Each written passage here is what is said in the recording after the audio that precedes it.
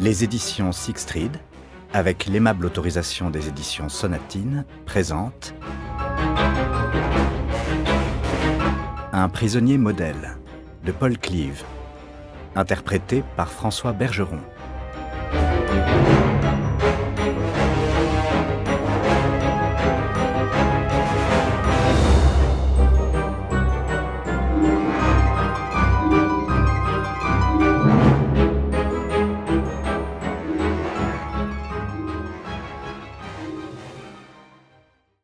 Prologue. Dimanche matin. Bon, on en apprend tous les jours.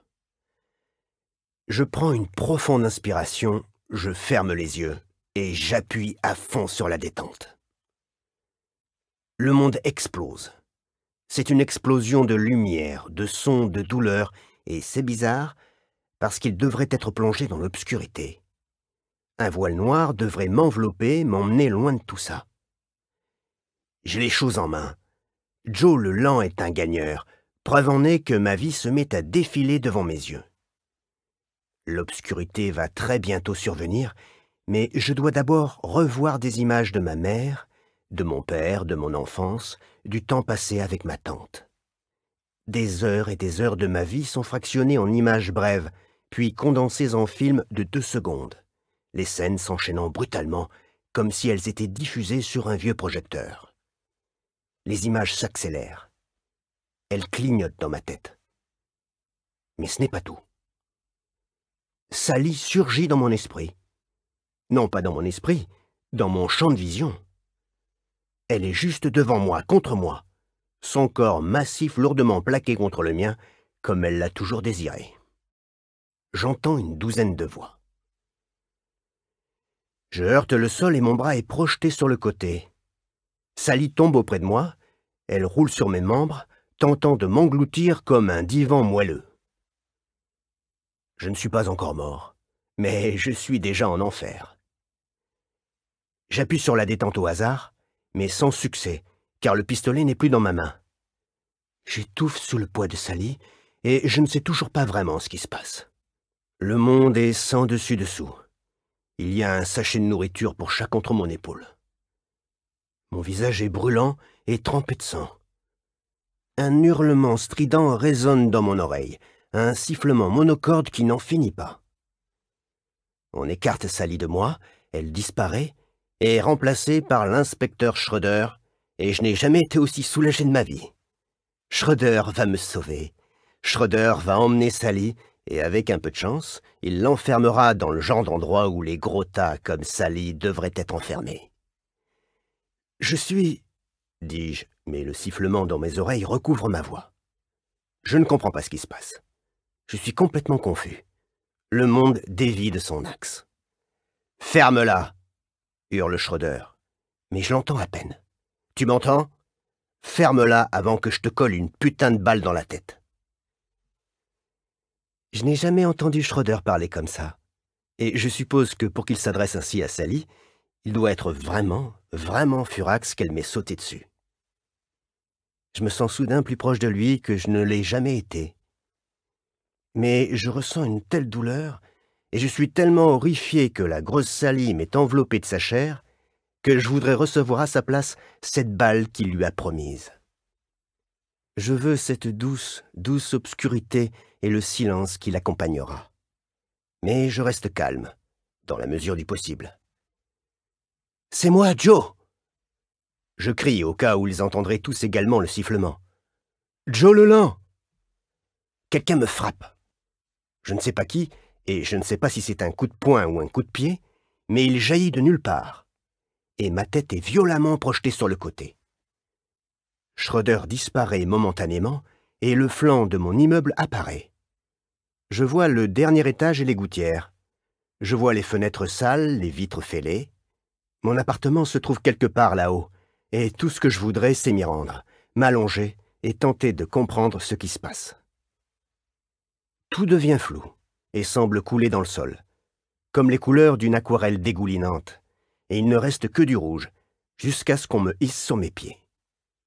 Mes vêtements sont trempés parce que le trottoir l'est, vu qu'il a plu toute la nuit. « J'ai oublié ma mallette », dis-je, C'est la vérité. D'ailleurs, je ne sais pas où elle est. « Ferme ta gueule, Joe !» prononce quelqu'un. « Joe ?» Je ne comprends pas. C'est après moi que ces gens en ont, pas après Sally. Je ne sens plus mes mains. Elles sont attachées dans mon dos, si fermement que je ne peux pas les bouger. Mon poignet me fait souffrir. On m'entraîne, je trébuche, j'essaie de me concentrer sur le sol, de comprendre ce qui se passe.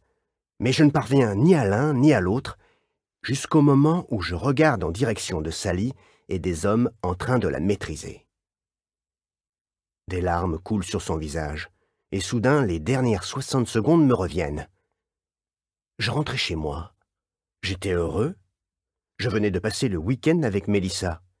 Puis, Sally a débarqué dans ma rue et m'a accusé de lui avoir menti, accusé d'être le boucher de Christchurch. Puis ce sont les flics qui se sont pointés et j'ai essayé de me tirer une balle. Et j'ai raté mon coup, parce que Sally m'a sauté dessus.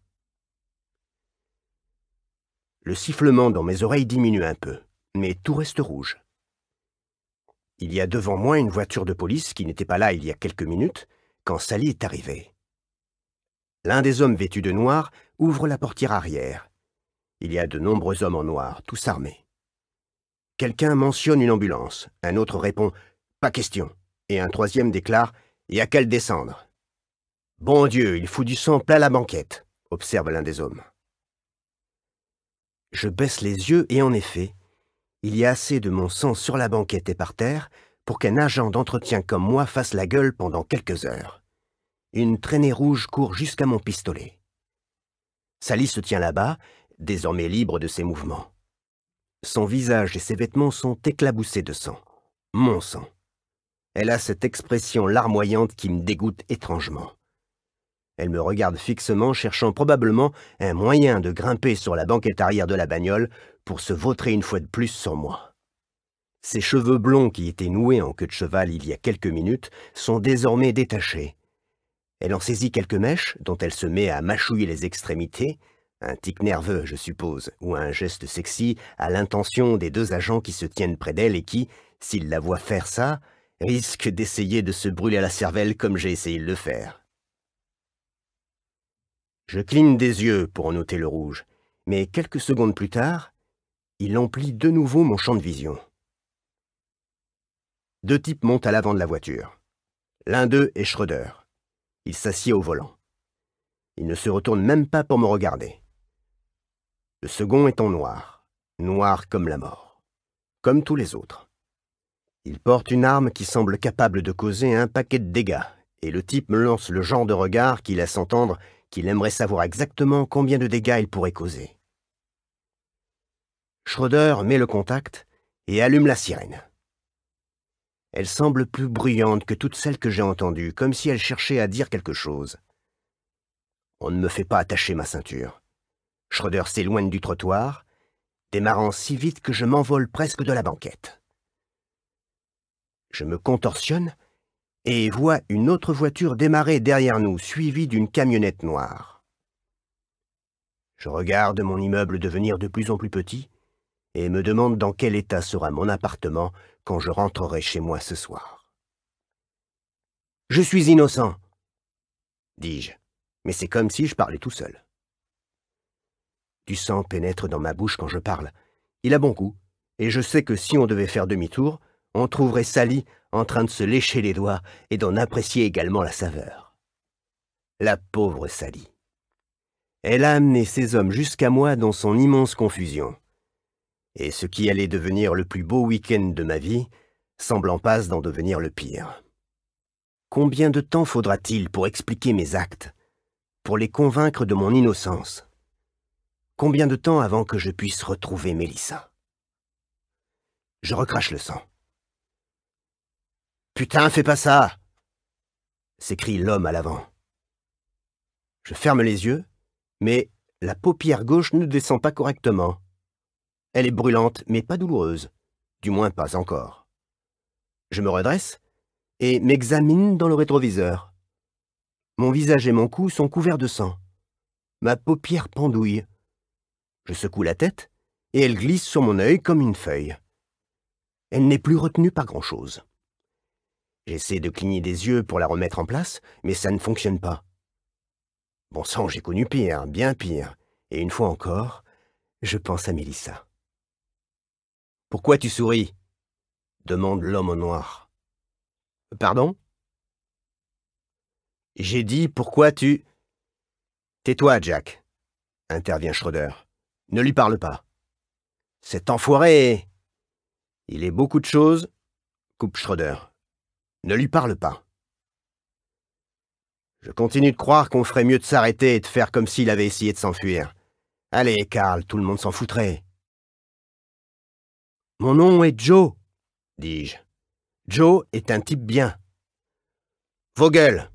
lance Schroeder. « Tous les deux, fermez-la !» Mon quartier défile derrière la vitre.